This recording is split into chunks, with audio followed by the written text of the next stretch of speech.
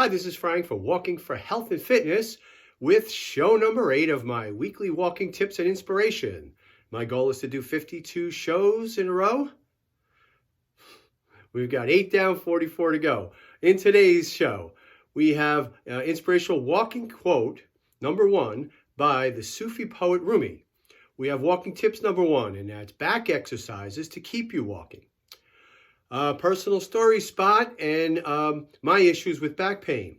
Recipes by Stacey, which is a vanilla coconut oatmeal with banana and sliced almonds. And then I'll tell you about the benefits of eating oatmeal. Today's background image taken from one of my go-to walking routes. Walking tip number 2, and that's crossing safely at an intersection is your responsibility. Part 3 of my series, my STEP series, and today I'll define the letter E in the acronym STEPS. Walking news. Want to lower your risk of being hospitalized due to COVID-19? I've got the latest research. Inspirational quote number 2, and a chance to have your favorite image quote featured on the show. So there's that, and there's your next step coming up. Enjoy the show. So in last week's show, I included a clip of best-selling author Hal Elrod answering a question that I had about motivation. Hal answered me with a motivational quote of his own. So that clip is in show 7. Link is in the description. You'll hear me say that all throughout the show. Then I showed a picture of my quote. The quote that he gave, I put it up on the wall of my office. So all my show notes going forward from this point on will have the 2 inspirational walking quotes in it for you to be able to print out. You download the show notes, print it out. If you display it on your wall, take a picture of it, send it to me. Give me a description of why you chose that note, and I'll put it on the next show, okay? Or whatever show after you send it to me. So here's today's inspirational quote number 1, and it's by the poet Rumi, and that is, "Beauty surrounds us, but usually we need to be walking in a garden to know it." Okay, so Rumi was a Persian poet and a Sufi mystic. He was born more than 8 centuries ago. Rumi believed passionately in the use of music and poetry and dance as a path for reaching God. Scholars believe that Rumi's philosophy towards life provides a true testimony and proof that people of all religions and backgrounds can live together in peace and harmony. Can't we use a little bit more of that in these days? So if you like what you see on the show, subscribe to this channel. My Walking for Health and Fitness channel has many more videos aside from the show that I do every week. Ring the bell. You'll get notified of any new show notes. Thank you. Also, download the show notes. They're in every show. Covers what I did in the show and the inspirational quotes. Walking tip number 1. The back exercises to keep you walking. Now, do the following 4 exercises throughout the day to keep your back healthy and your core flexible and also stable. First one is the standing back extension. I've done a video previously on this. You could check that out. But you could perform this stretch throughout the day. And if you only do one of these stretches, this is and should be the go-to back stretch. Okay? Place your hands on the small of your back. Lean back. Breathe out and come back up. Hands small of your back. Breathe in, lean back, breathe out. You're sitting at your desk all day and get up, set a clock to remind yourself to get up and do that simple back stretch. Do that a few times at a time and you'll be in great shape. The second exercise you could do is the standing posture exercise. Very simple. You're going to stand straight, feet apart, feet together. Hands down at your side, thumb facing forward. Pick a spot on the wall to look at. Slowly tighten the muscles in your upper legs. That'll cover your hamstrings and your quads. Then tighten your glutes, your butt muscles. Breathe in through your nose. Out through your mouth. Hold this tightness for 20 seconds. Release. And then repeat up to 5 times. Those 2 exercises will keep you strong in your core and also keep you flexible. The other 2 exercises you could do, push-ups and planks every day. Okay, I have links over here in the description. I've done videos on push-ups. Check those out. Those 4 things will keep your back healthy. So I said in last week's show that 80% of adults will face some type of lower back injury. Now, most will be a mild sore back from overuse. Others, like me, it might be something more serious. I had herniated a disc 4 years ago. That requires more care, daily maintenance to stay pain-free. Now, as I mentioned, back pain, specifically my herniated disc, led me to walking. It's why I'm doing all of this and teaching about the benefits of walking. 4 years later, I still do my back exercises, although when I'm not in pain, I tend to, not do them. And that's led to some trouble recently. Through working from home at school, when I'm home, I'm not up as much as when I'm in the classroom. Writing my blog post, writing this show, I've been sitting so much that, and so engrossed in it that I have not been doing my daily back exercises. And that back pain that started years ago started flaring up again. I get down the left side of my leg, it just starts to ache. I'll get a sharpness of pain, and I know I've got problems where that disc is starting to give me trouble pressing upon the nerve. Again, just being lazy, quite honestly. So once the pain reappeared, that brought me back to Dr. Steve's back pain breakthrough program. Now, it's an easy routine to do throughout the day. You just have to remember to do it. But once I started it again, picked it up once the pain started, I began to feel better within a few days. So please avoid getting into that 80% group of back pain sufferers. The program is different than other back exercises that I had done previous to this, which makes it different and is why I recommend it.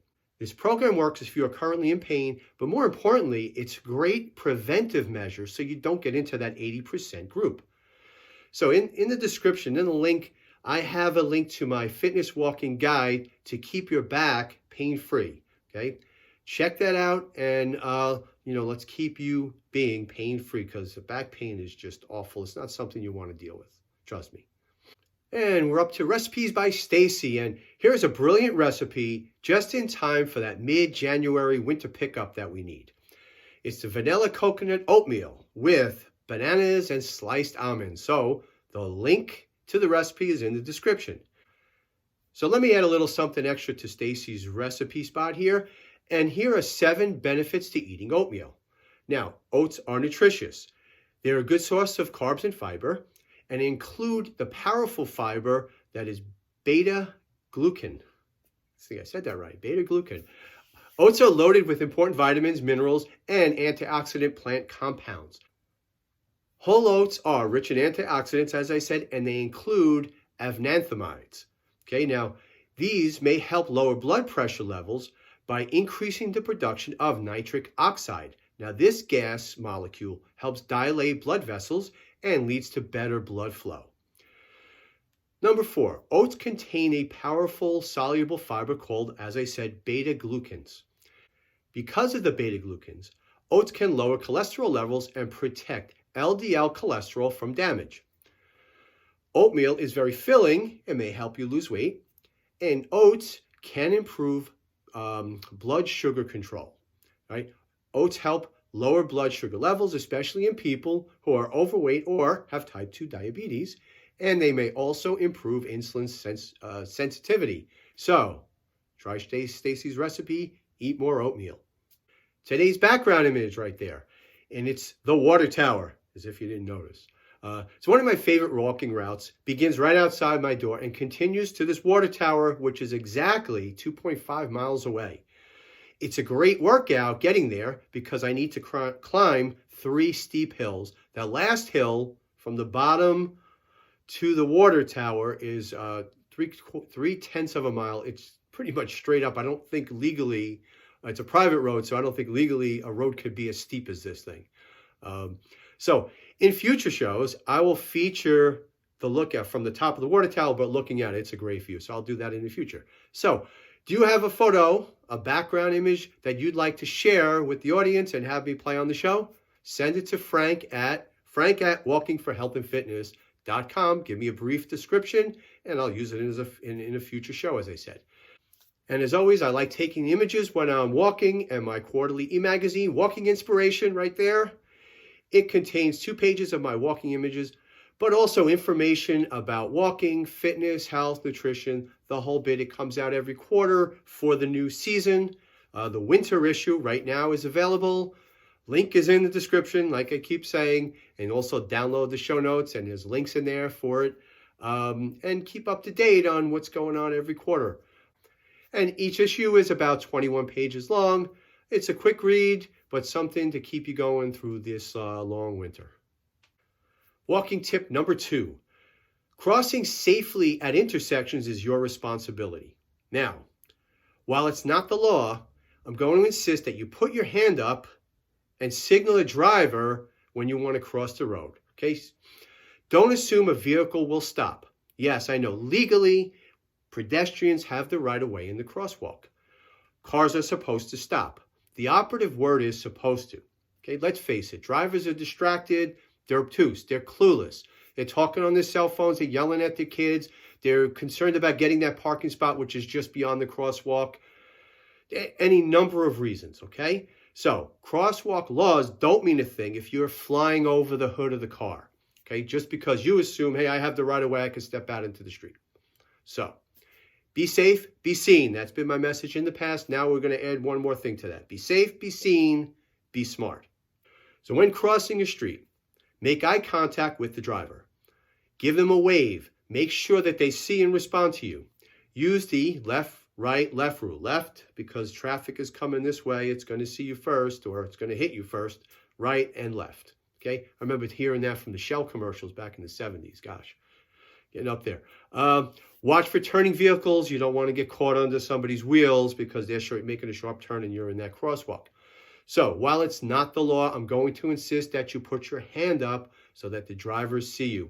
I posted this on Facebook some time ago, and I got a kind of a terse response back that, that I was blaming pedestrians being in the crosswalk. And I'm not. I'm just saying that the size of the car negates any kind of laws that are on our side when we're walking, okay? All the laws in the world aren't going to stop that car from flying through. So be safe, be seen, be smart. Walk facing traffic. I've said that in the past. Wear a reflective vest, carry a headlamp, flashlight if you're walking at night or in the evening, at dusk, and also now when crossing at an intersection, crossing safely at an intersection is your responsibility in the sense of, hey, get their awareness, the cars, to see you. This way you don't become a statistic. So here's my steps segment. This is part 3. And to help you on your walking journey, keep the acronym STEPS in mind. Okay. In this episode, we cover the letter E. From my book, Walking for Health and Fitness, E stands for engage your core and glutes. Well, it gets right back to the exercises that we should be doing for our back. Now, as you walk, squeeze your glutes and engage your core to support your spine.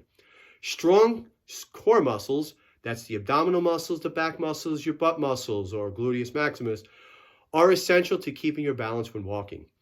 To quicken your stride, focus on your arm swing. Your arms, or your legs will follow your arms. So the quicker you pump your arms, the quicker your legs will just flow. Okay?